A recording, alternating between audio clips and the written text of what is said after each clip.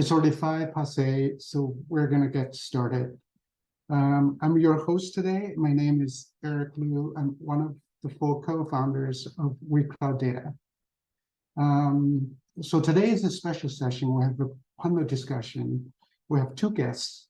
So joining me today are Kay Lee, marketing data analyst at a company called Response Innovations, and Gavin Ding, data management analyst, LADM, at Ministry of Municipal Affairs at Government of Alberta. So before we start, I'd like to tell the members today is a free format, so we will do an interview. I have a list of prepared questions for the 2 guests, but feel free. I would rather you ask more questions than me asking the pre-prepared questions. So first of all, we have 13 people on Zoom, including Gavin, Kay, myself.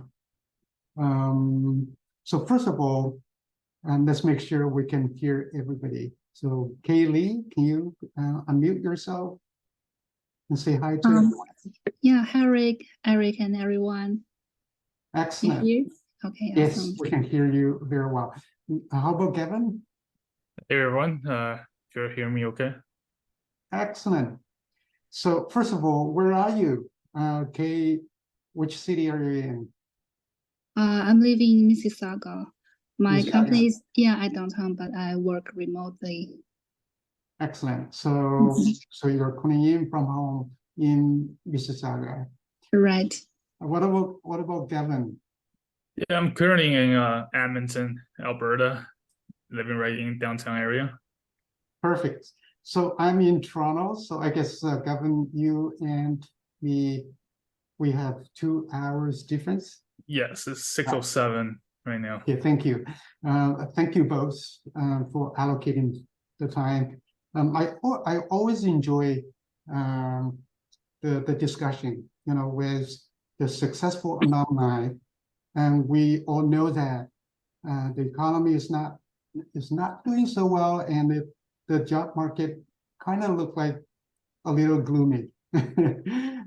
So I'm pretty sure your success story will be very, very inspiring, for the people who are following the same career paths or similar career paths.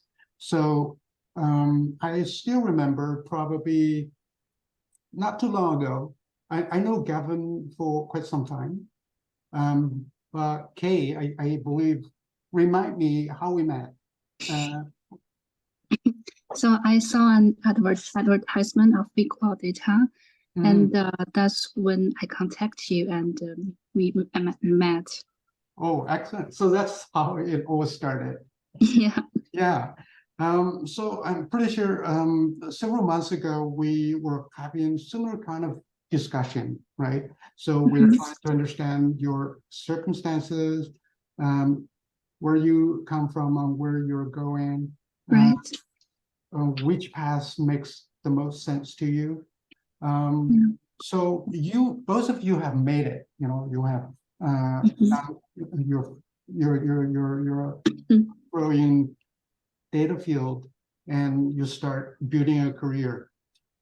So I'm pretty sure the members, the attendees today, have lots of questions today.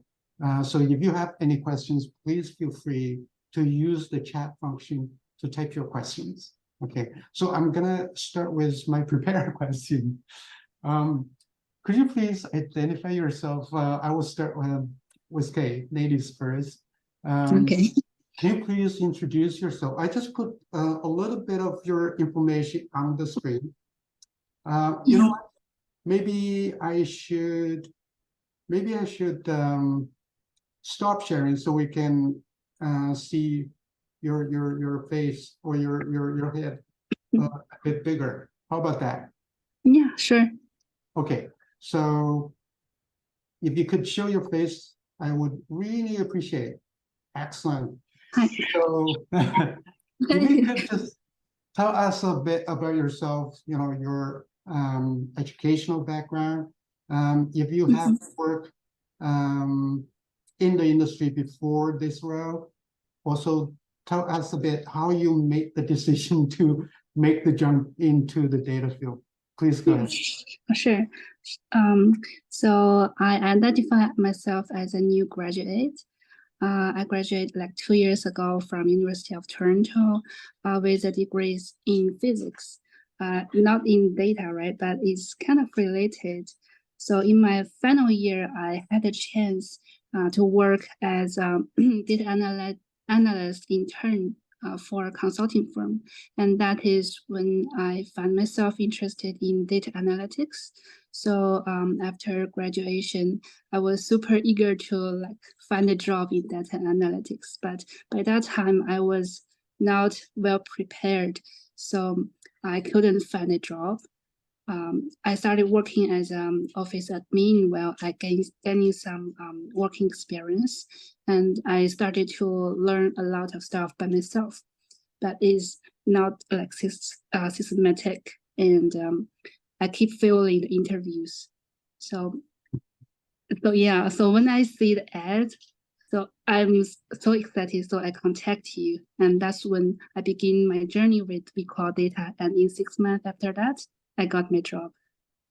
Okay, so if we go back in time, that was sometime this year or last year? It was beginning of this year. Beginning of this year. Yeah. But prior to this, you said you spent 2 years, right, working in different roles, admin and some other roles, right? Yeah. So it wasn't all smooth. And you graduated from school when? 2020 or 2021, is it? 2021. Yeah. Right. Thank you. Excellent. So Gavin, can you also tell us the same, your educational background, your previous experience, if any, and how you made the decision? Sure. So I finished my bachelor degree in the States. I spent about 10 years in the States since high school, and I graduated with a Bachelor of Science in Electrical Engineering. So back then, that was 2021. So I was still very interested in because my specialization is in control systems. Is mainly I do mathematical modeling. So I really like that path, and I decided to pursue that in graduate school. And I chose data because once I got into graduate school, I found out that most of the things they teach in universities are mainly theories back in the 60s and the 70s. So there's nothing new. And I've been reading some of my professors' publications, and they all focused on machine learning and data science work. So I knew that it's not realistic for me to coming out with a purely theoretical background and trying to land a job, because I'm not interested in doing research. I'd rather apply my knowledge in the industry. So that's why that's when I started contacting you and get to know more about data. And I'm not a big programmer, but I have some program backgrounds. So mainly MATLAB and some Python. So that's why I was also interested in the business aspect of data analysis. So that's why I decided to pursue the business intelligence bootcamp. And yeah, what else? like me to add? Any previous work experience before this job? I only interned at ABB, which is a Sweden industrial robot manufacturing company. I was the quality assurance intern. Kind of related to I was part of the R&D team. There's some risk analysis in that position, but nothing really related to data. I still recall, Gavin, you mentioned you were more into maths than programming, and programming really wasn't your thing. I remember you said that, right? Yeah.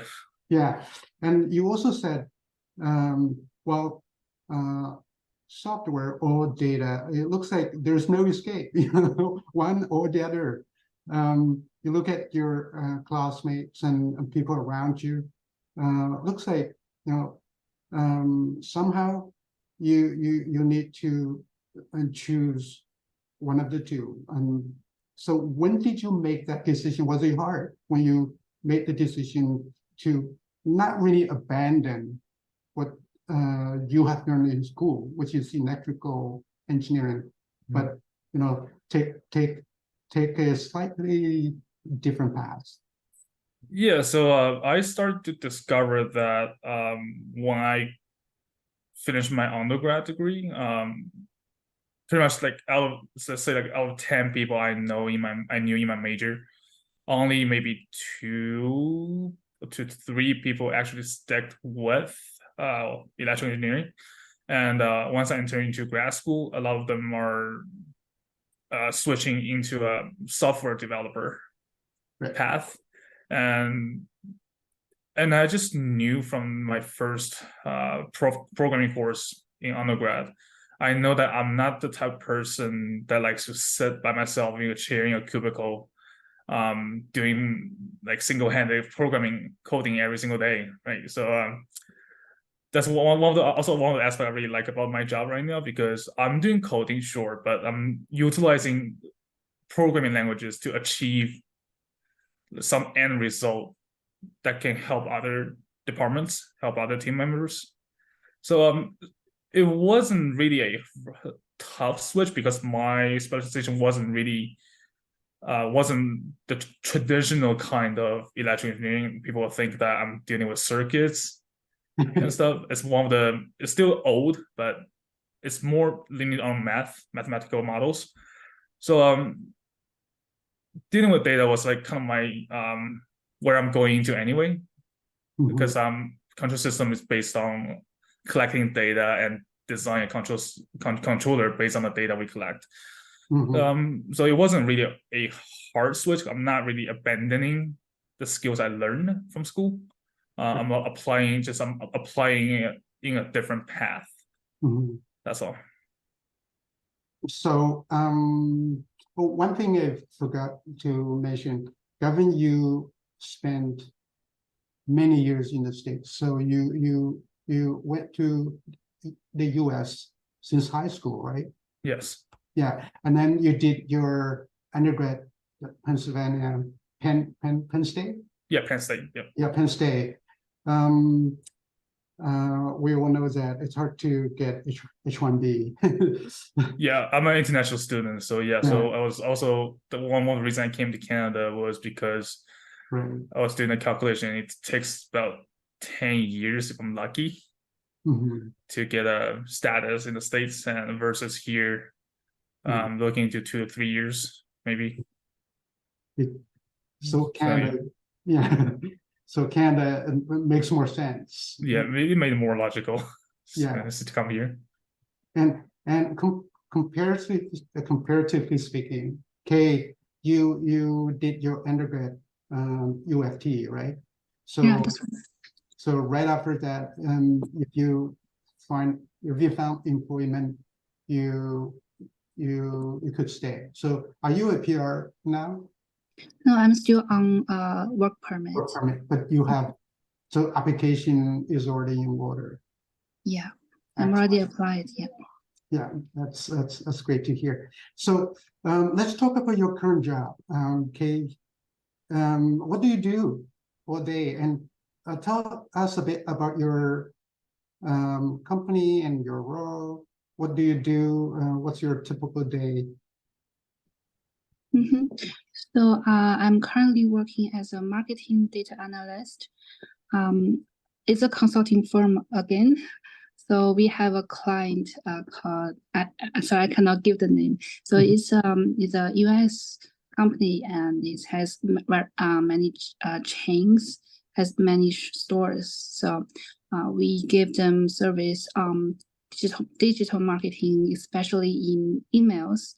So we have them design the creative templates and we send it out, and we see like how the people response, like the open rate, the click rate, and the unsubscribe rate. So we know how this campaign is doing. So next time, which area we can like improve, and yeah, that's about it. So what about you, Gavin? What do you do every day?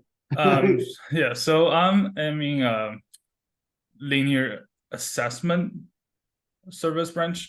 Also I deal with nonlinear property also. So basically what linear property is, like if you go on the road, you see a telephone pole. If you see wires running across, you see cables, or you see an electrical generator owned by a company, that is considered as linear properties. And since I'm in Alberta, one of the biggest portion of linear property is going to be wells and pipelines. So what my department does is we have assessors, professional assessors, and they will go out and assess these properties. Then we'll return these assessment values to the municipalities these property belongs to, and the municipalities will have a tax rate on these properties, and that's how they collect tax. So what my job actually really is, so the property data come from all over the place. We will get data from other government agencies. We will get data from companies reporting their property data. So I'll be managing and cleaning these data and building reports as ad hoc reports or annually reports. Like we are in our busiest time period every single year from October to March. So we'll be sending out the assessment values to each municipalities. So I'll be also preparing those stakeholder contact information list, and we'll be sending out 300 emails to 400 emails every single time. So yeah, it's not really it's kind of a unique position. Not a lot of people know about this, but yeah, it's kind of quite interesting. So in layman's term, does it mean your work will be critical for the government to decide how much property tax they're going to collect from the business? No, but I was joke with people like I'm able to know like how your property taxes is being calculated. It's based on what value.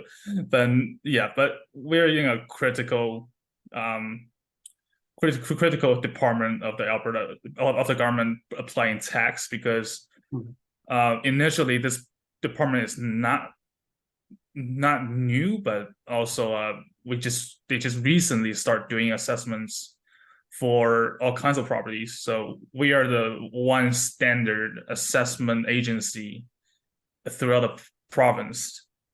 So without us, because sometimes companies will argue with municipalities and whether the assessment value is correct, is accurate. So us being the assessment service branch, like our assessments procedure is being recognized and being accepted by at least most of the companies. So I will say we're quite important. So I'm pretty sure the participants who are with us today have lots of questions on how to find a job being a consulting firm that specializes in digital marketing. So I encourage you to raise those questions to Kay. And also, I'm pretty sure some of you might be interested in finding jobs in public sector. In fact, we have quite a number of students from the bootcamp who got hired into public sector, including municipal, provincial, and federal government. So please shoot those questions at Gavin later on. Let me see if we have any questions. Not yet. So I'm going to continue with my list. So look at where you are today and where you were maybe a year ago. I think we are all very interested in this journey. Was it all easy or hard? Did you have any challenges and frustrations, and talk about your emotion and how you overcome those. Can we start with Kay? Yeah, sure. So the challenges for me is mainly in language and time management. So as you know, English is not my first language. So in the earlier interviews, expressing myself was a bit of struggle. So it got in the way, but I didn't do so well as I wanted. Well, I attended the boot camp, and after the boot camp, I had a mentor with Leno, and he was a very good mentor. He helped me prepare all the questions and helped me practice every day. So I constantly gain more confidence into myself about how I speak and how to be positive and keep smiling in the interview.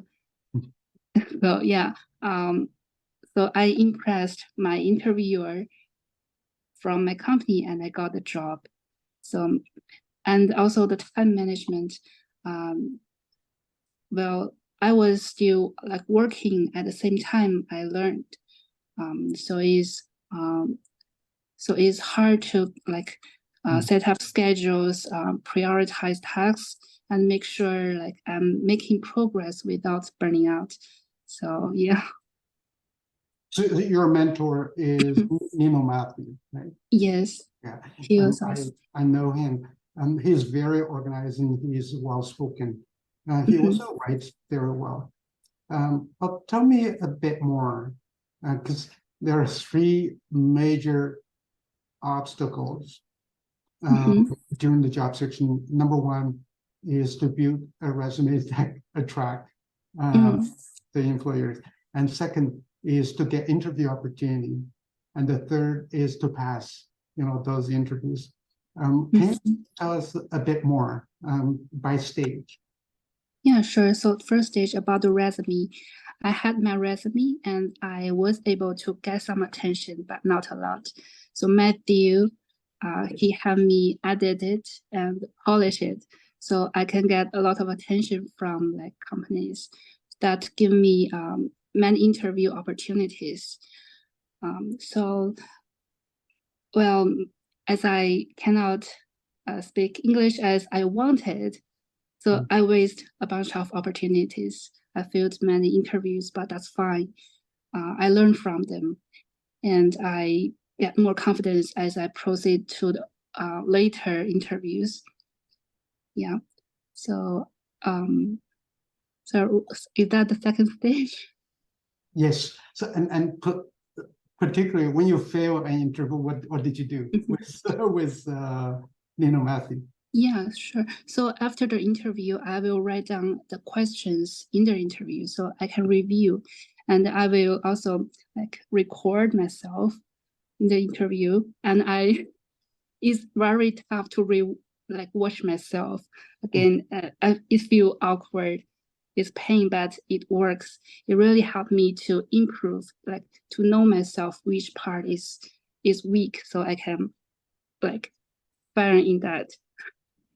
So you have the interview with the employer recorded? No, I recorded myself. Yeah. Yeah. Just audio, or it's audio and video? It can be like a hiring manager over there. Yeah. So you can see both hiring manager and yourself in video, right? I use the phone to record myself. I see. I have the sound of the hiring manager, but okay, not got it. Okay, so you and the mentor listen to the audio, yes, and review what you right. did well, what you didn't do so well. And like you said, it's a bit painful to watch or to listen to yourself, right. But that's how we become better. Yeah, that's how you improve. Excellent. I think that's a great tip for a lot of us. We can just turn on the phone and have both the hiring manager and your own voice recorded, Mhm. and then later on review it. So Yeah. every interview is a great opportunity for you to learn and get better, right? Yeah. Yeah. So did you also review the questions? How many you actually prepared for, or any question you missed? What did you do? I remember one time I was interviewed with Canadian Tire, and Mhm. they asked me a question, and I totally don't understand the question itself. Mhm. Yeah. And then after that, I listened to the audio, and the question was about like, can you describe a situation where you like have to change to accommodate a change? Mhm. Mhm. Yeah, it's actually a common question, but I wasn't prepared. Mhm. And Yeah. it might be also because you were nervous and you did. Mhm. So just practice, practice, and Yes, practice. practice, Yeah. practice, practice. Mhm. You're absolutely right. There is no other way, right? So Yeah. the more you do it, the more you feel comfortable, and Mhm. you feel calm. And Yeah. when you are not prepared, when you're nervous, you actually speak very fast. You Yeah. just try to get it over with, and that's the worst. Yeah, interesting. So, how many companies did you interview with before you got this role? I actually applied more than 200 positions, and 200. I got about 10 interviews. With Mhm. how many companies? Maybe 10? 7. 7. I Okay. have interviews from same companies. Right. Usually, how many rounds interview, with each company? Usually I feel on the second or the third round. So sometimes Uh, 2, sometimes 3. Yeah, I always pass the technical round, but fail on the like the interpersonal skills. Right, right. And that's true. I think Mhm. almost all of our students probably will do well in the technical round, Yeah. but you were absolutely right. The bookend itself doesn't teach you how to speak, or it doesn't tell you how to express yourself, right? And Mhm. how to promote yourself. So the second round, was it with HR? The third round was the hiring manager, or yes? The company, they are different. So yeah. Mm-hmm. Interesting. So I'm going to ask you the hard one. Okay. How did you convince your current boss? Or what did you use? Just the conversation during the interview, or did you show him the portfolio, or did you anything you use to help you convince him? So for this company, there was a technique question which I did, and we talked about it in the interview. And the manager did ask me, do you have other work example I can see? And I showed her my portfolio, which I built with WeCloudData, and it was like a rock. So that Yeah, and she that liked that it. really Yeah, helps, right? yeah. Yeah. And I'm glad the hiring manager, your boss, actually asked for it. Mhm. And if She, he didn't, you should volunteer. Can I show you? yeah, I also have a link on my resume to the website of my Yes. portfolio. Yeah, that helps.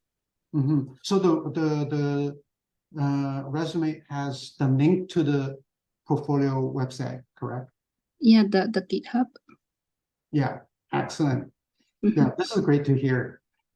So I'm gonna ask Gavin similar questions. Gavin, because I was your Yeah. mentor, so I probably knew this firsthand. Um, your journey wasn't all very smooth. I lost count. How many companies did you have interview with? I think it was like It's definitely more than 5, More than 5, right? but it's like around 8. Around 8. If you count that one, the 10 minutes interview, I the failed. manager torture you. Torture you. Yeah, she tortured me basically and called it off within 10 minutes. Yeah. Okay, so let's just back up a little bit. Let's start with the applications. Remember, there was one time we had this. So how come most of the interview you got were only in Alberta, in your region? You didn't actually limit yourself to only Alberta jobs, but you didn't get that many opportunities from Ontario or from Quebec. No, that was the first big thing I discovered was it might just be the economics that companies are not willing to spend the expense to move someone from one place to another. Right. And yeah, as my job search journey goes on, and it just more and more clear to me that even my current job was they had a candidate from BC, and she was, I would say she has way more experience than I did, but she was in a different province. That's why they didn't end up going with her. But yeah, it's just a really difficult time. And yeah, even my friends right now, the jobs, some of them land jobs in Edmonton. And to our knowledge right now, even Calgary is not really hiring people from Edmonton. Yeah, and one of the reasons could possibly because I'm also a new grad. I, in the company side, in the hiring manager side, I'm not worthy of the moving expense. No way. For them to move me. I don't think so. But that might be your guess. So how can they tell? By your phone number, or did you actually put your address on the resume? How can they tell you're in Edmonton? I mean, one of the biggest indicator will be my phone number. The area code is not it's clearly Alberta. That's why I was still getting interviews from Calgary. I had like 2 interviews from Calgary. Right. Yeah, and another thing is I think the school I graduated, University of Alberta, that also indicates I'm probably on the West Coast, not on the East Coast. Right. Yeah. So that, I mean, for the people who are with us today, that might be something you want to overcome. If you want to cover more jobs all over Canada, or if you're willing to relocate, how can you, I don't know, we can be creative, maybe buy a phone number from a different province. And it's also just not give up, because I didn't get any interviews from Ontario or Quebec, but that doesn't mean that might just because like the amount of jobs I applied out of province wasn't enough. Right.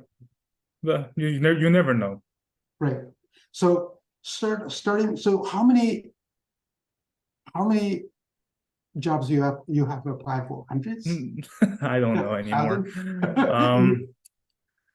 More than 1,000, I'll say.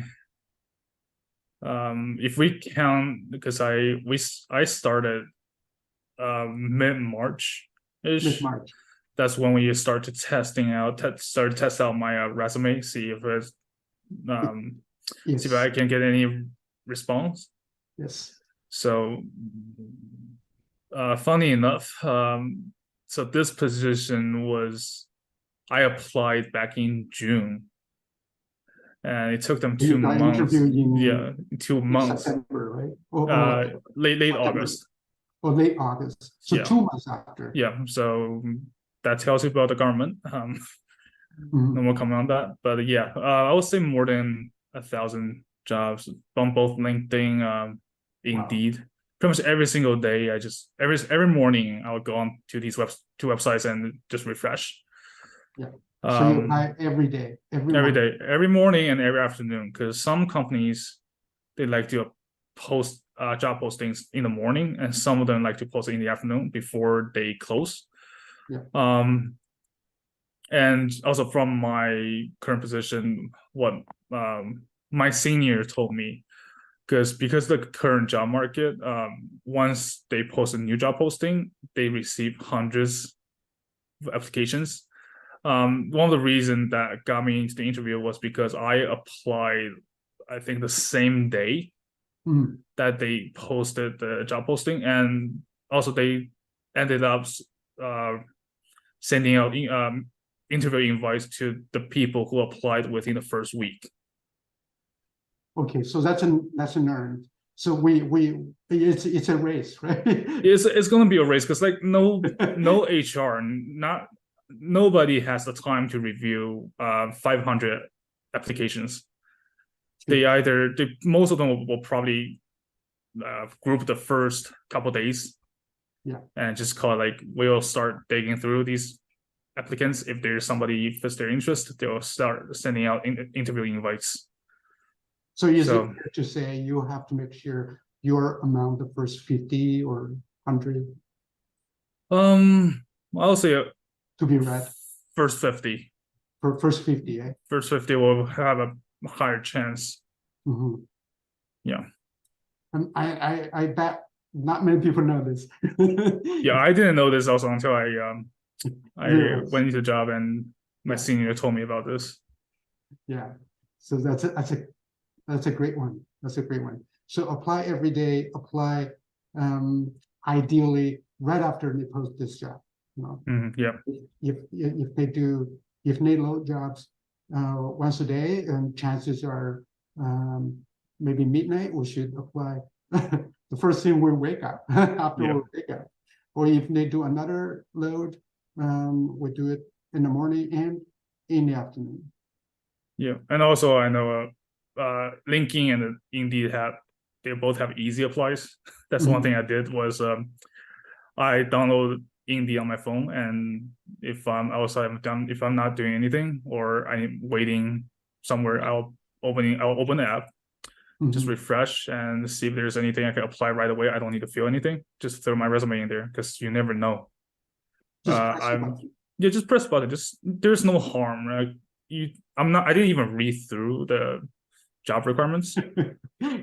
I just saw, okay, the position name is data related, and I kind of scroll through, like I see SQL, I see Python, and I just like hit apply. Yeah. But if that's what everybody else is doing, it's a numbers game. And I guess we have to do that too, right? Yeah.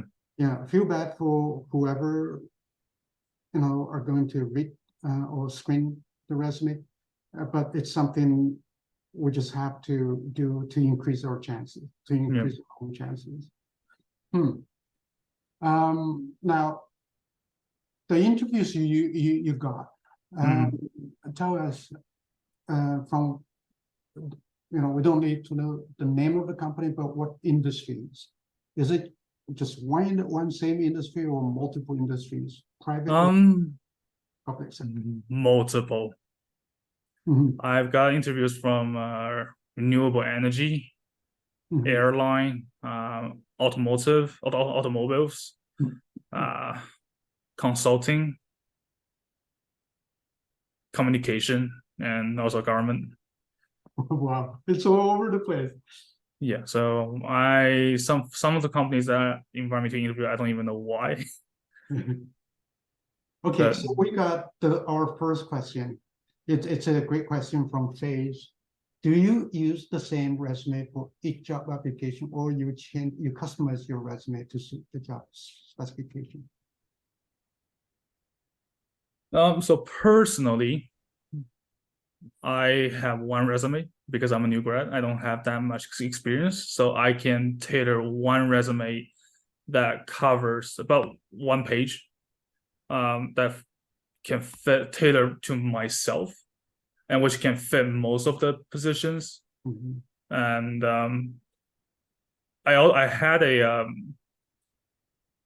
a portfolio, but I include that website on my resume, and also my second page was a screenshot of the projects I've done so far.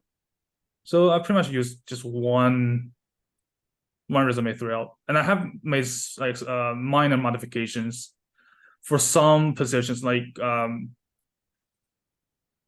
say I'm apply to a financial analyst job, I will highlight my financial analysis dashboard in my resume. Mhm. If I'm applying to a retail position, I will put my retail project at the first at the very top of the project section. So that's just like when HR screen through the resume, the first thing they see is something related to their industry. So that means your portfolio also has the variety. Yes. Yeah. So you can strategically change the sequence, so reorder the project, so the most relevant project will show up to the top. Yes. Excellent. So another good question from Gosha. Did you apply for jobs only match your experience, or also jobs need more experience?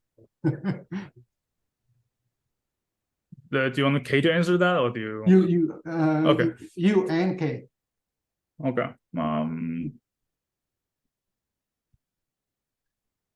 I'll say every single job I apply to, I don't really have a matching experience.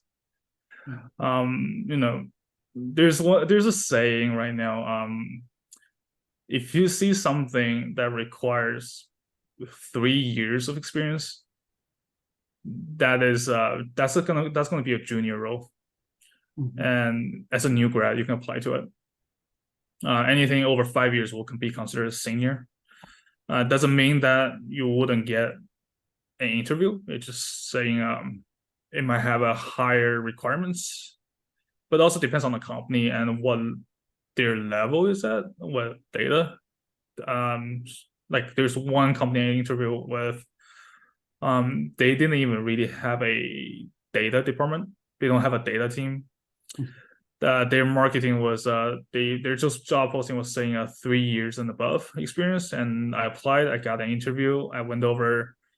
Everybody liked me, and I didn't get a job because the HR called me, and she had this really, really sad voice and saying they evaluated the company and they want somebody more senior. But just companies HRs, they don't really know exactly what kind of person they want to find. But the more you apply, just don't be scared of the number of years requirements on the job postings, because they don't know what they need. Yeah. Hey, do you have anything to add? For the question from both Faith and Gasha.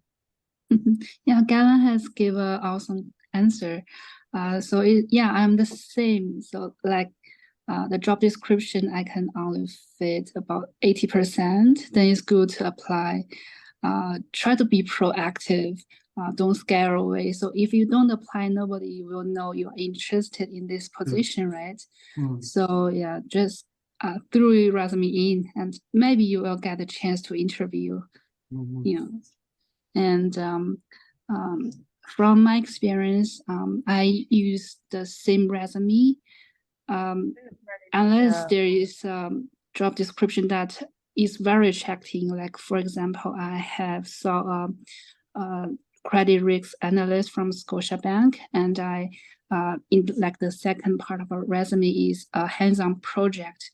I highlighted my project we did in the boot camp, and it was able to like get more attention from the employers.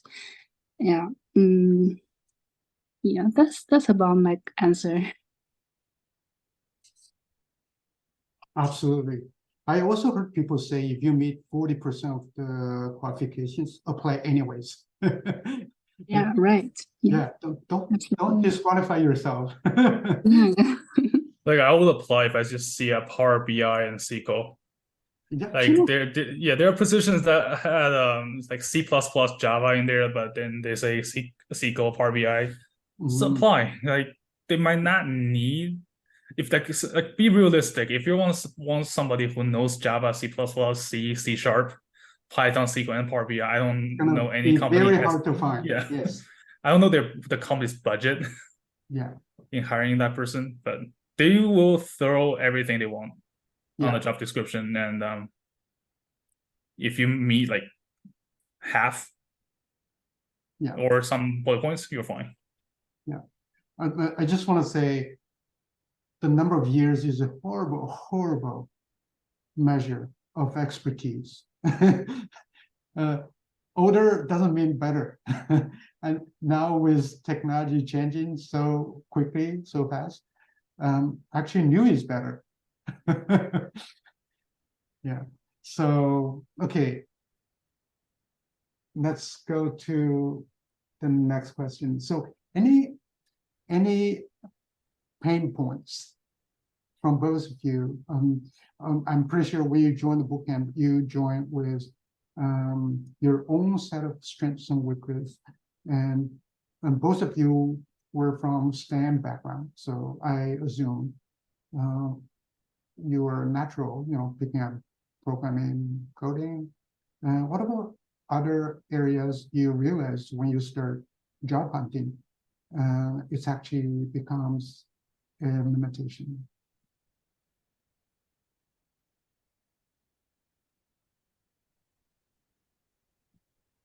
Okay, you want to go ahead? Yeah. About pain point, I will say again is about my language barrier. So the solution is just practice, and for like technical skills, we have some lessons on the LeetCode. So before I have interviews, I constantly review the questions from LeetCode. And like for one examples, you can give multiple solutions to one question. So you can like think more beyond the question. And then in the real world working experience, when the manager talks to you, and you can think like more wide and give more solutions to show your expertise. Mm-hmm. So speaking of LeetCode, what do you think?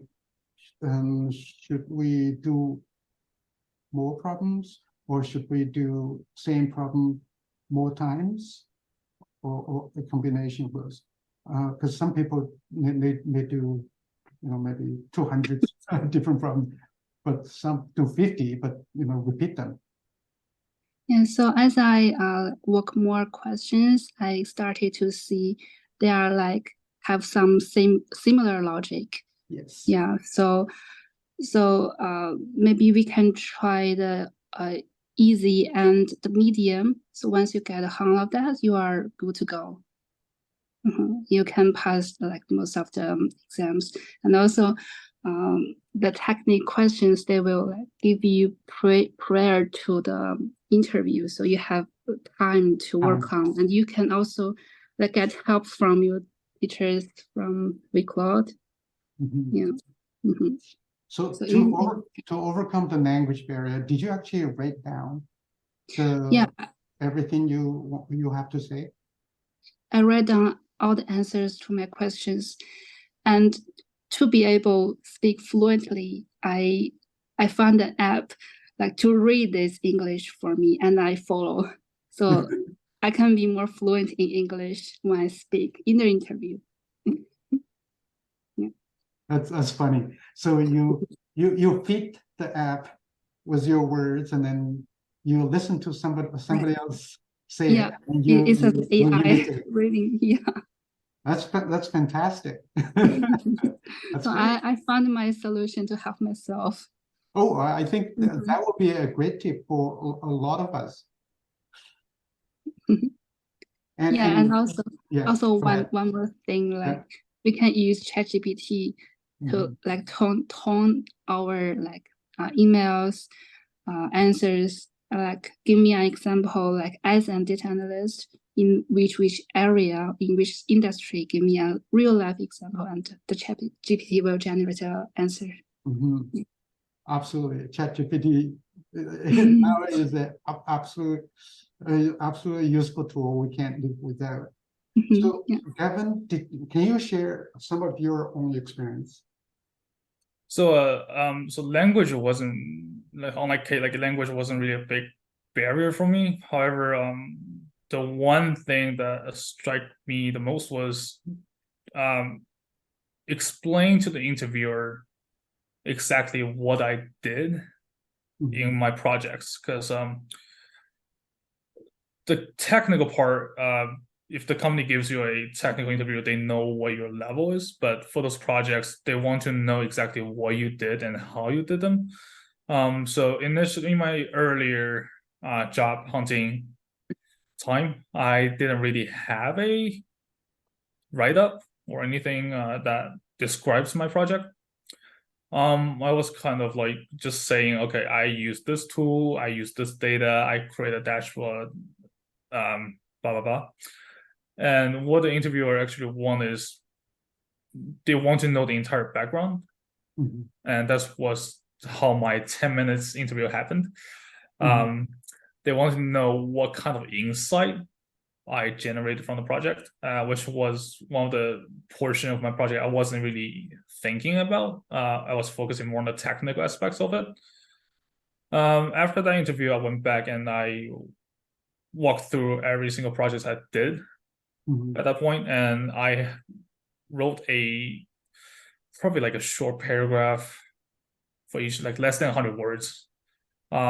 Used a lot of numbers and just to emphasize the scale of the project and also the outcome of the project. And it's to my feeling that interviewers, most of them, I'll say, don't really like how you did the project wasn't a big point. Is where if it's really technical, they might ask you like where you get the data from, like how you clean them. But the biggest thing I think is what kind of insights you generated after you finish the project. What have you found, and what recommendation you will make? Let's say if it's a retail project, like what kind of products would you say do you think would should use a promotion to generate more sales? If it's financial, what do you think about the company's performance for the rest of the year? That kind of stuff. So I think in a nutshell, they're asking you as a candidate, show me the money, show me the impact of your work on the business. Yeah, because I also think as a data analyst, we can't just have the technical skills to query data, to build dashboards. We need to also be able to understand how what type of insights the company wants to see. Yes. Like for example, one of my current project right now, it's not technically difficult. It's not. It's really simple SQL queries. Even I'm doing the report in Power BI. However, the hardest part is understanding how the KPIs are measured for this specific industry, and what customers, stakeholders, they like to see in a report.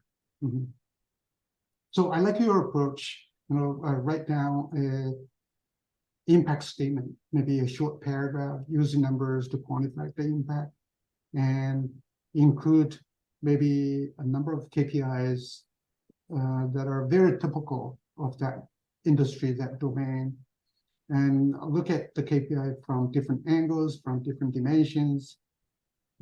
You almost need to be the first reader of or first user of your own work to prepare for the question from the interviewer. Am I right? Yep. Yeah. Exactly. Okay, so we have a question from the audience, from Fatima. So we can start with Gavin. What skills or certifications do you think are particularly valuable for someone entering the BI field, business intelligence field? So skill and certification. So I will say SQL is a must. Python, if you know some parts of it, wonderful. If you're like I wouldn't say I'm excellent at Python. I have written Python before. I'm currently kind of using Python, but I'm not. I wouldn't say I'm an expert in Python. But for SQL, no window functions. They're useful. Know the database terminology behind. Like a star schema, what is a star schema? What is a fact table? What's a dimension table? How you would normalize a database, and how you would clean a raw data. Second thing I would say, between Power BI and Tableau, these two are currently the mainstream dashboard creating softwares. I've also seen some companies want Adobe, forgot the name for it, and also another software. But I'll say Power BI and Tableau are pretty much 80% of the current usage among the industry.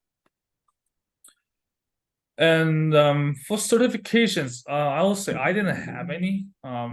If you like, you can get the Tableau certification. I've known somebody who did, but honestly, I've read through the questions in that certification. It doesn't really show the skill you have using the software.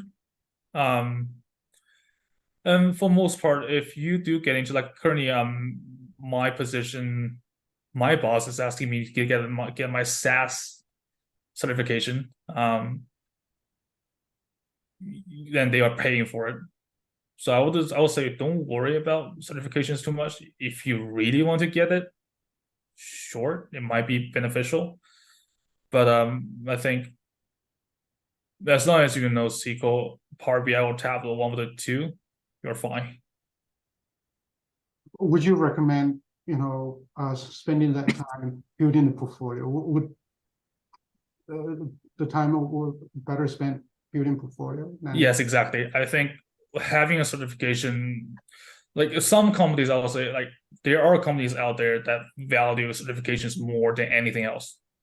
But I will say for most companies, if you can demonstrate your skills, that's more valuable than showing them, oh, I have a Tableau certification. But in the other hand, you're showing them like I've done 5 dashboards using Tableau, compared to someone showing them a certification. Yes. You're spot on. Hey, do you have any advice about what skills or certifications are valuable, for instance, in digital marketing?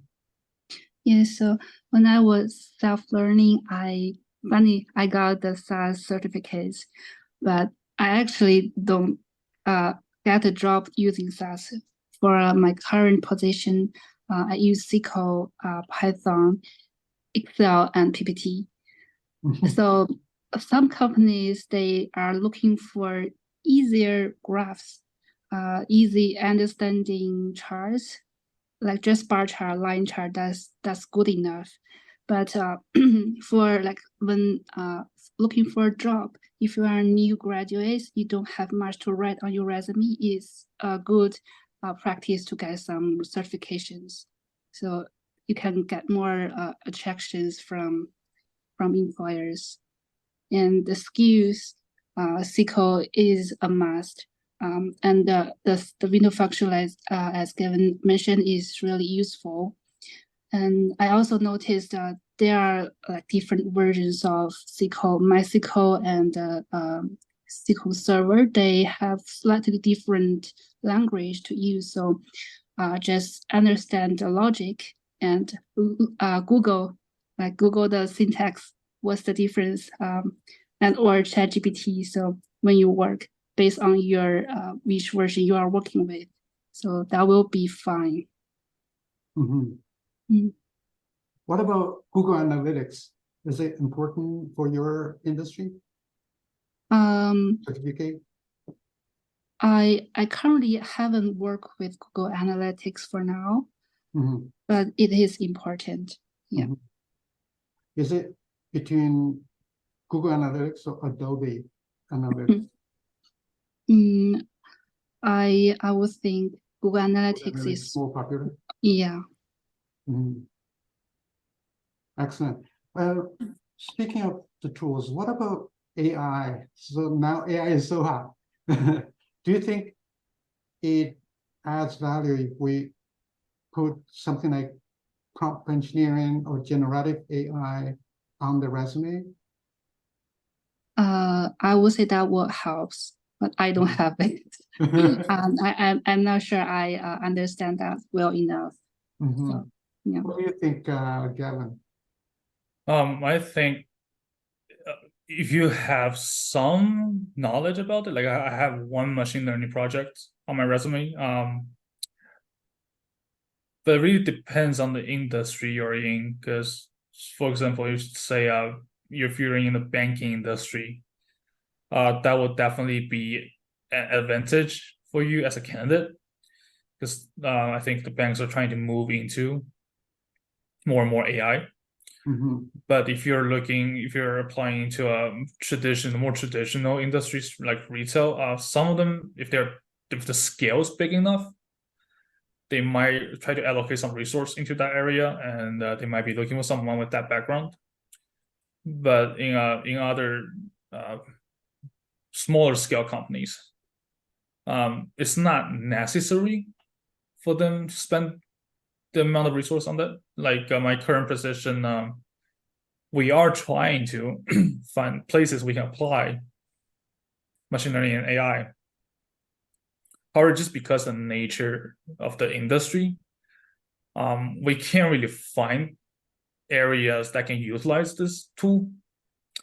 So we are just still discovering if it's worth it for us to put our development into this area. But if you have some, sure. If you don't worry about too much, I would say.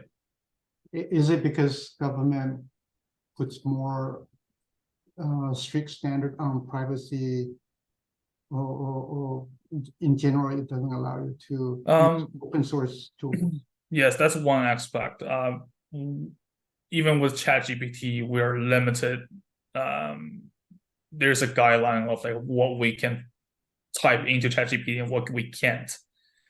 Like I recently used ChatGPT to create a PowerShell script without telling it exactly what I'm gonna use it for. Like that is okay, but if I'm telling it like looking at this amount of data and tell me something, like we can't leak that data into a public source space. And also because it's a government, like for Power BI, even for Excel, there are so many add-ons we cannot use.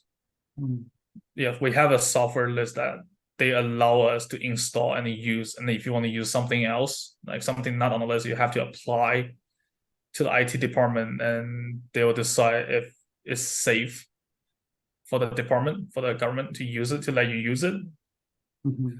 And yeah, just like we don't have access to a lot of open source technology and software. And another thing is just the nature of the business. We're not really trying to use AI to predict anything. That is my how I currently feel about using machine learning in my job, in my position.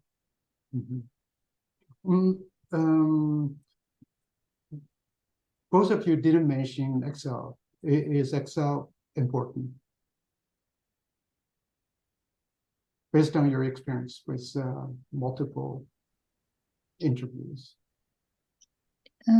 100%. Excel is even more important than SQL. So oftentimes we will download data from the data server and do the analysis in Excel. So what's the typical data flow? How did you get data from the source system? Is it on the cloud, or you write query against the company database? Is it automatic or manual? Without disclosing the confidential information, can you, in general, describe the data flow? Sure. So we actually using the Salesforce Marketing Cloud. We can write SQL query on there and get a data extension which can be downloaded, or we can download the data view from the cloud. It's usually like for my example, the data is really big. It's about millions or billions records. So oftentimes we load it into Python to do the data cleaning and the group bys. So we'll shorten the file size and then download as a Excel and make the graphs charts from there. I see. So, Gavin, what about the environment within a government? Do you need to use Excel, or what is a typical data flow? So this is a funny thing. So we do use Excel. I don't personally use it. So basically what happens is the system that the government uses is pretty outdated. It's still they have an internal database that is like you can connect it directly using SAS, but that is the only terminal they provide for you to connect to it. So being able to extract data is either from us or from data entry clerks, which they will extract data and download it into Excel format. Yeah, but then what we do is we then throw that Excel file into a SAS, and I personally throw it into Power BI and sometimes Python to do the rest. And one thing is that we try to automate the process, but because that barrier, we can never really extract information directly from database. And one of the things that I found the most difficult right now is to correct column headers because they're all messed up. Yeah. There are two questions from the audience. The first one is from Ricardo. It's a general question. How do you know what the client wants to see or need? I think that's a BA question, business analysis question. We'll start with you, okay? I'm actually at a junior level, so I don't have the chance to talk to my client directly. What I have is the requirement from my manager, and oftentimes she gives me the logic. So, hey, Kay, I want this because, so I know like the reason why this is required. So, like the background of this data. So, so yeah, the manager will tell me what the client want or need. That's a very important one. During the bootcamp, by the way, both Kay and Gavin graduate from the business intelligence bootcamp. During the bootcamp, we teach three parts. Number one, business analysis. Number two, data analysis. Number three, business intelligence. So you can treat these three as three steps of the same process. So business analysis is actually extremely important, making sure we work on the right problem. So Kay just explained in her company, maybe, so Kay, your manager interact with the client, right? Yeah. And he or she wrote the requirements document. Right. Yeah, they will have the meeting, Right. and the client will have the requirement of what kind of report they want, what content in the report, Right. and for this data, like from which period to which period for which group of people, Right. they will define the question, and I will do the data part. Yeah. So there is a document. Usually it's called Business Requirements Document (BRD). It will specify the data, the layout of the data, how many columns and the data type, in nitty-gritty details. And for the reports or dashboard, it will even sometimes provide the mock-up dashboards, like what KPIs they want to see, what kind of charts they expect to see, maybe what kind of interactions they want to have, filters, dimensions, and stuff like that. So it's a great skill to understand and capture the business requirements and then translate that requirements into functional specifications. So in this case, you can translate this into logical steps 1, 2, 3, 4, and then you can code it. Yeah. Right. Yeah, and there's also some old works, historic monthly report or something. You can to get a reference. Yeah.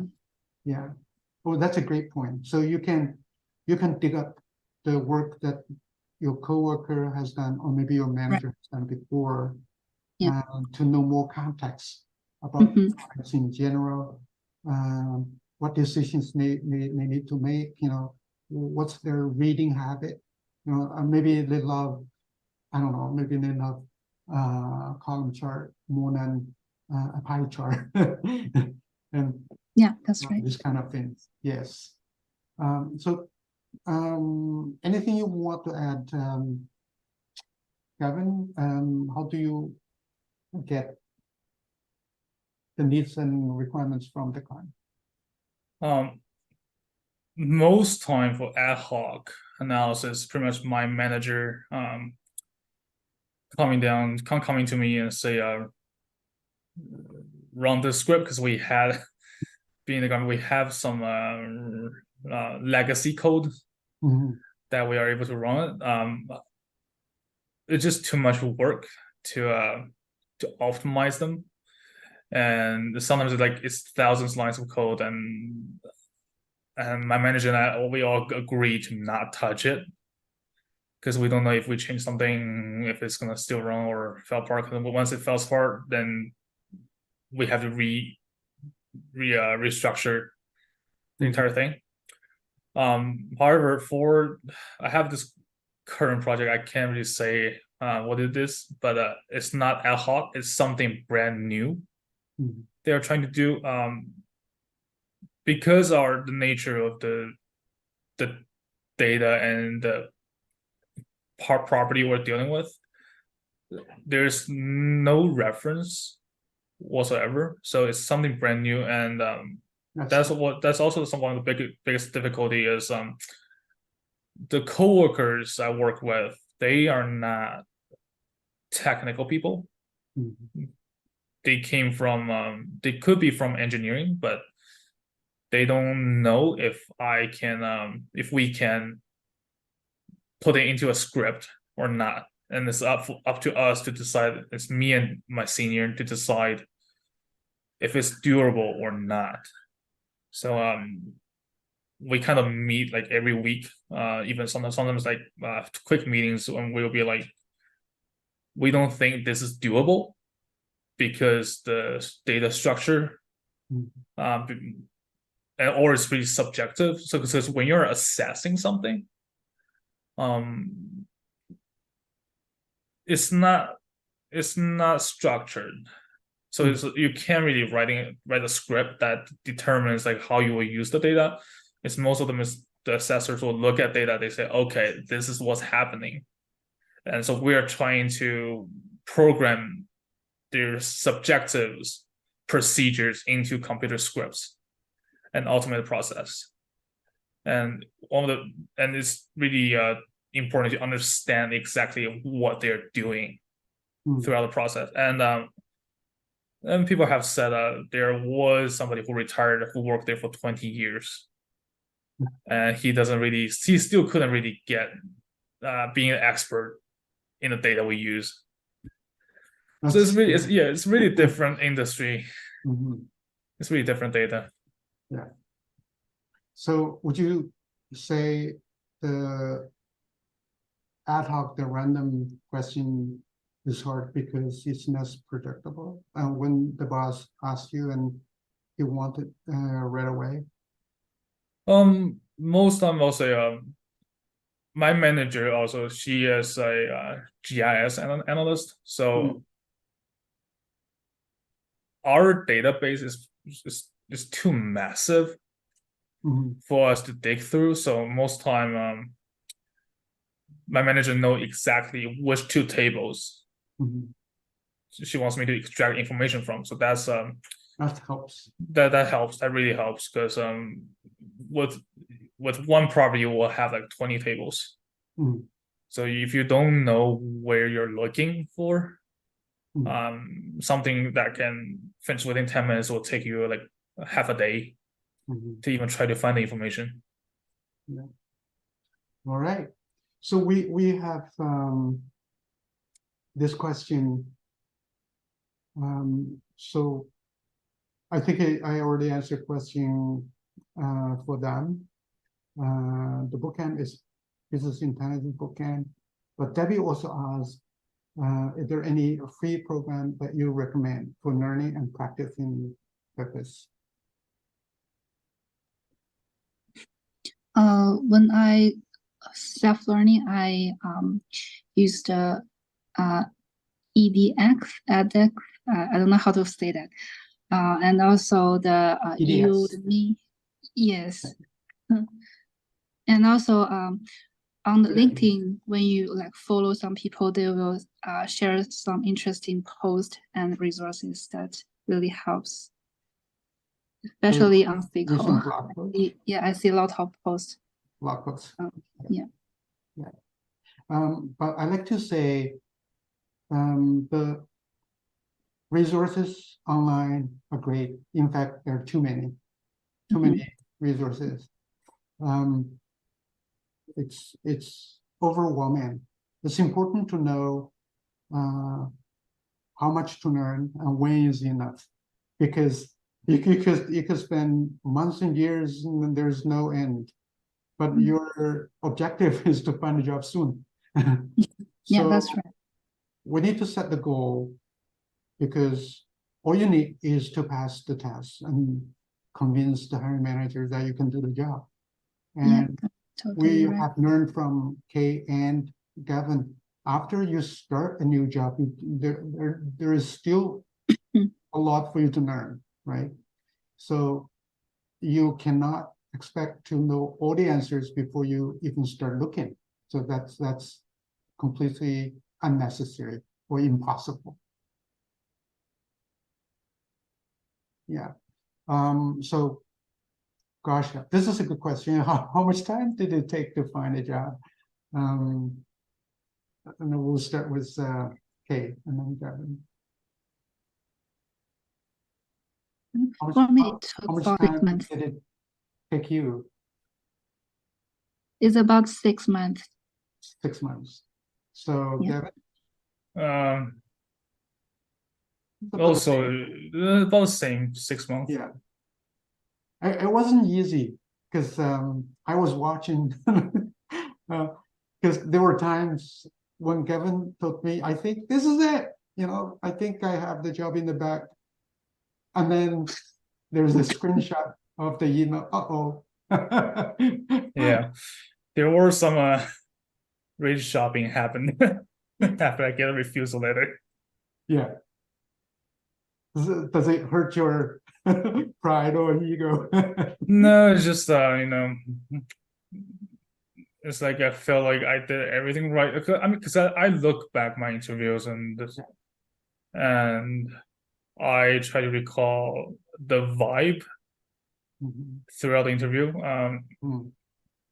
For some of them, I knew immediately it's not going to happen.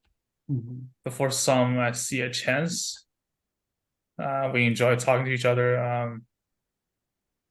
But when that refusal letter came, It was it was hard. So you gotta hard find a way. watching. So you just gotta find a way to relieve yourself. Whether it is, you go out for like a Karaoke. night karaoke, have a nice dinner, go buy something you always want, or go to a park for a few days Mhm. and just get your mindset back in the game. And then it was so I took a 3 weeks vacation doing the To Vancouver. to Vancouver doing the job hunting process just because I couldn't take it anymore. Because like every day I wake up, I apply, in the afternoon I apply, and that's what I did. So Mhm. So how about you, Kay? And was it all smooth and easy, or No, have no your way own it hiccup can be too? smooth.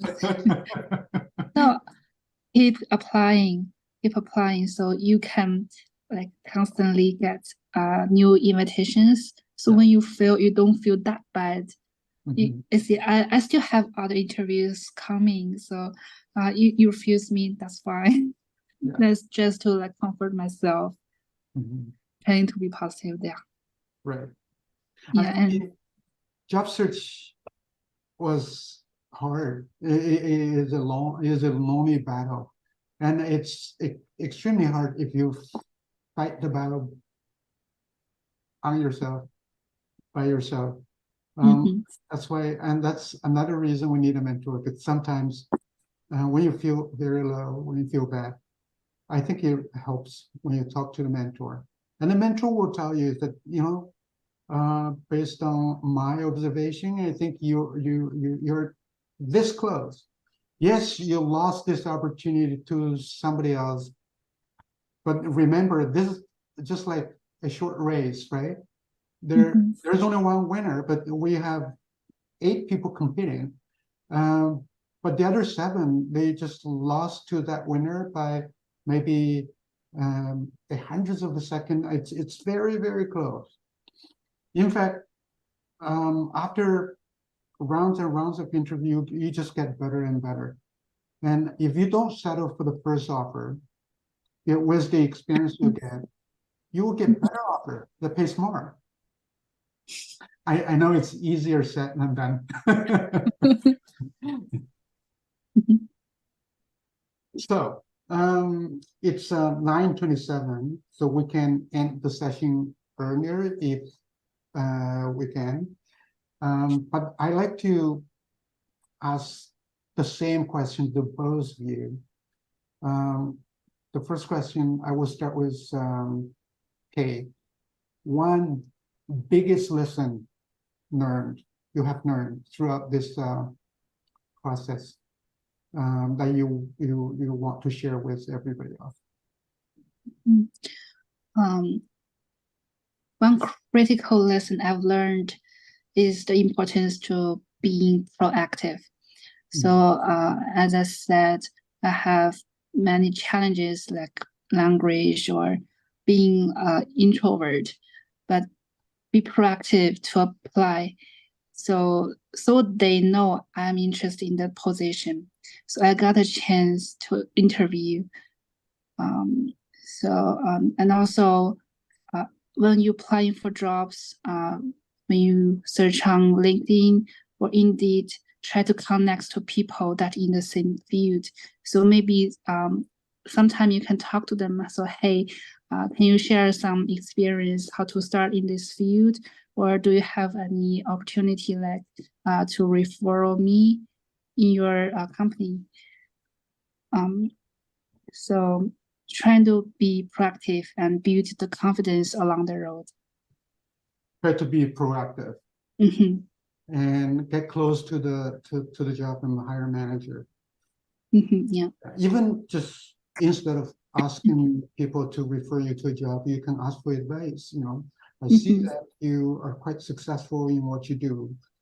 Can you give me some advice?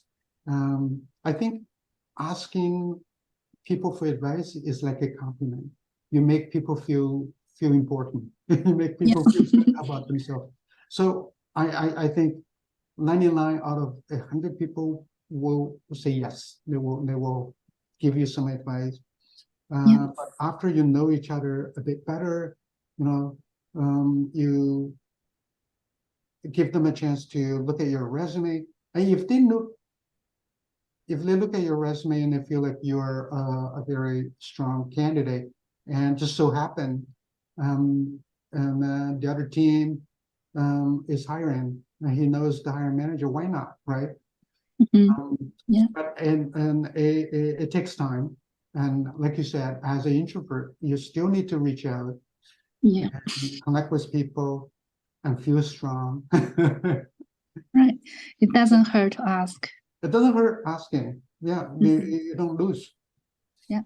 Right. Kevin, what's your biggest lesson learned that you wish you knew? Just be confident, How? because sometimes there's nothing wrong with your skill set. There's nothing wrong about you as a candidate, and there's a saying that if you have gotten an interview, you pretty much half foot into the gate. Yes. And the other half, there are so many factors that could affect the hiring manager's final decision. I had one interview. Everything was great. I didn't get the job. I asked the hiring manager for any interview feedback. Oh, that's also another thing. If you didn't get past the interview, ask for feedback. Ask the hiring manager for to write maybe a couple of sentences on their comments on your interview performance, because for that company, my feedback was there's nothing wrong about me as a candidate. I was one of the top ones. However, they had a internal hiring. Yes. So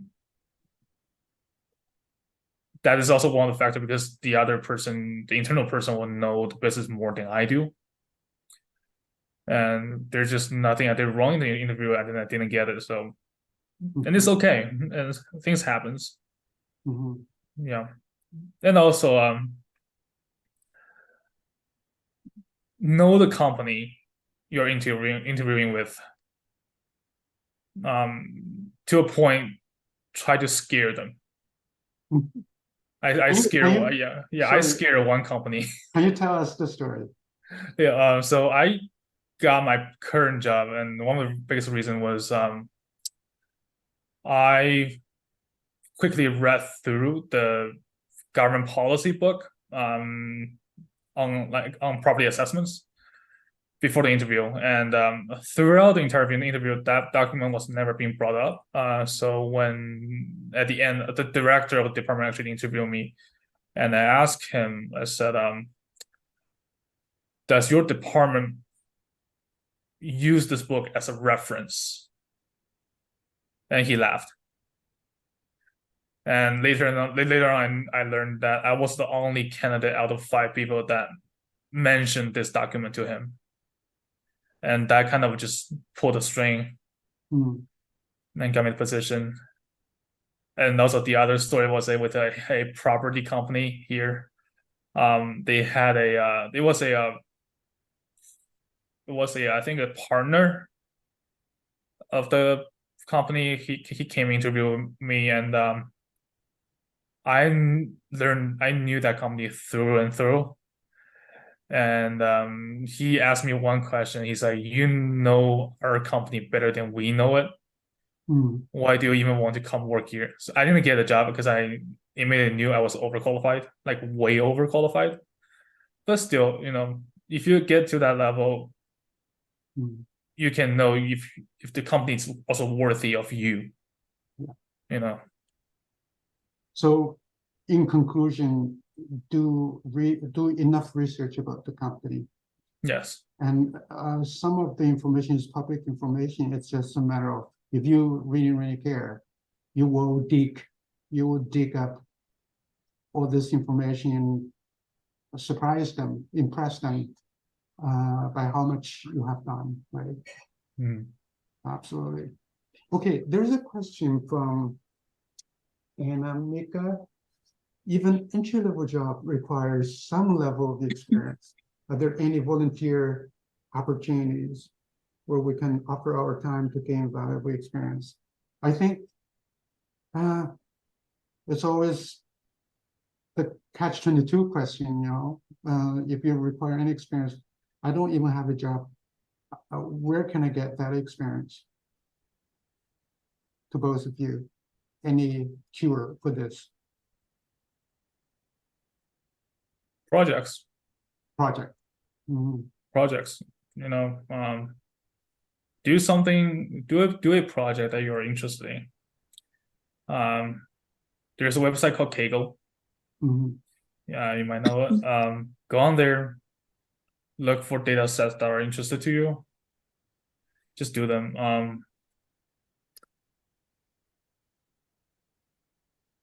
Yeah, and also I think based on your situation, maybe some certificates may help if you put them on the resume. Mhm. Speaking of project, I think people have different definitions of project. The project we did in school may not carry as much weight because it's like a toy project or a simple assignment, versus you could do a heavy-duty industry-grade project, very complex with lots and lots of data and very, very close to the real world work, right? So I think we can find a way to simulate the real work and the real work environment.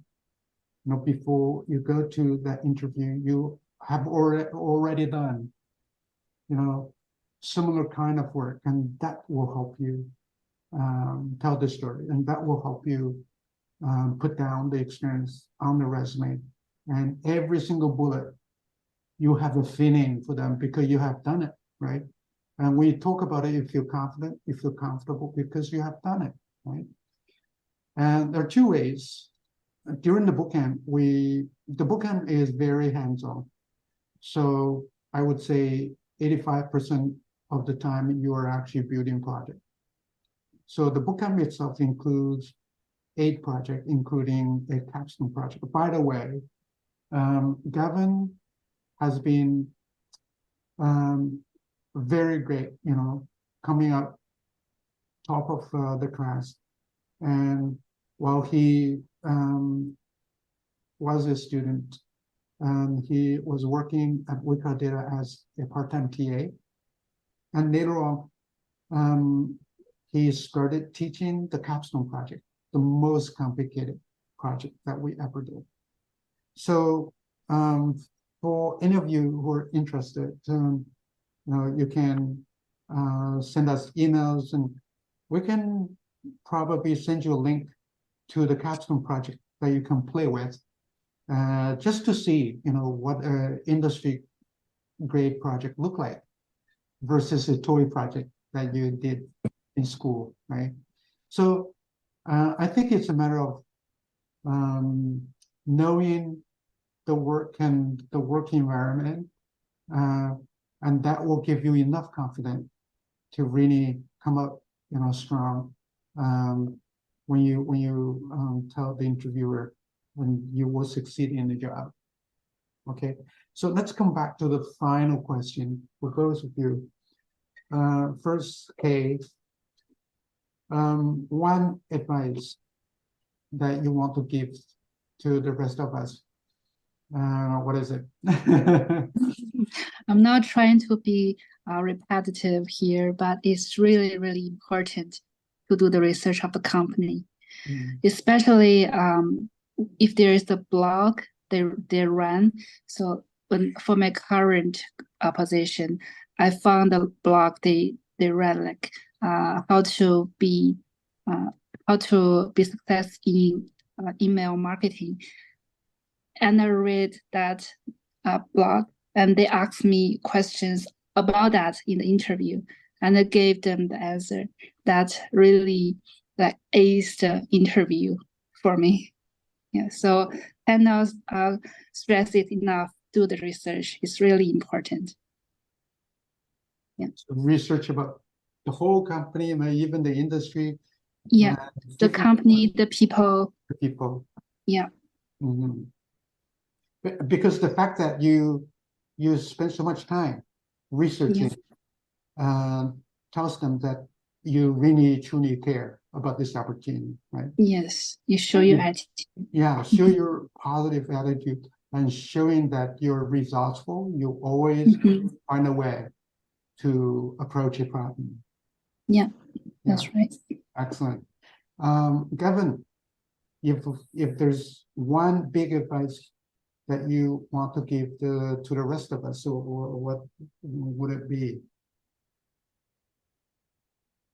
So aside from case advice, I will say know yourself, Mhm, learn yourself, know your strength, mhm, and also know your weakness.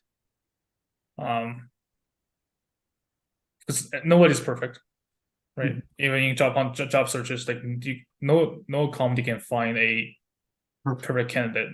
No. It really depends on how you can amplify your strength Mhm, to the company that they think is you are the best candidate. mhm.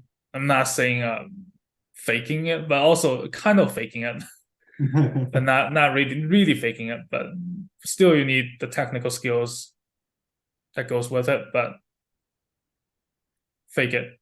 Fake it until you make it. Yep. I agree with Gavin. There's no such person as a perfect candidate, but there's the right candidate. I think I also agree with you when the employer calls you for an interview. You already passed, there's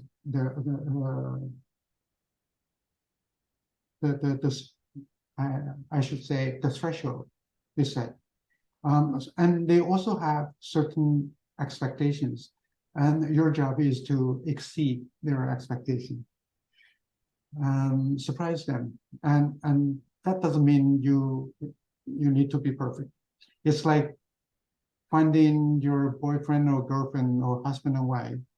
We're not naive to find the perfect um, husband or wife. Um, but when we see the right person, we know that's the right person. Still, he or she still has flaws, and because, but we think this is the right one because we think the relationship is going to work, and this person can work with us to, to be successful and to grow the business together. I think all you need to do is to prove that this is the right hiring decision they have made. But there is still the probation you need to pass. I think that's another topic.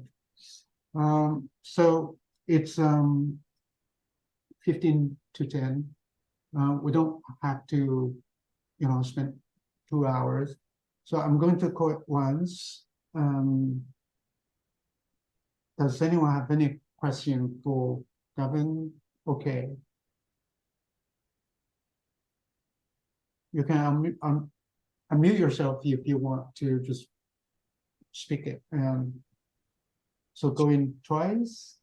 Any other question? Going 3 times. All right.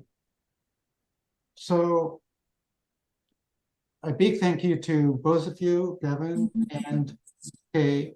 Thank you very much. One last question I asked for you is, when you said, would you be willing to come back as mentors to help our next generation of students?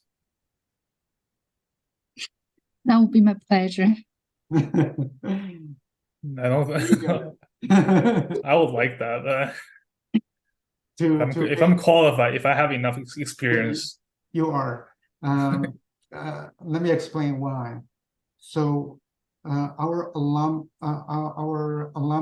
mentorship support really works only because you are ahead of, other people, probably a year, 2 years. And you have gone through the exact same journey, same process. And you understand the pain points. You also understand the frustration. People look at you where you are, and they look you up. You're like role models. They want to follow the same footsteps. They want to be successful. So your journey, your story in itself is very, very inspiring. So I thank you for that. And I'm not saying just saying that to make you feel good. I'm serious. So once you settle, once you have more time, I definitely want you to come back and mentor the new generation of students. All right. Thank you very much, Gavin. And once again, thank you, Kay. And thank everybody else for your time. And let's remain connected, feel strong.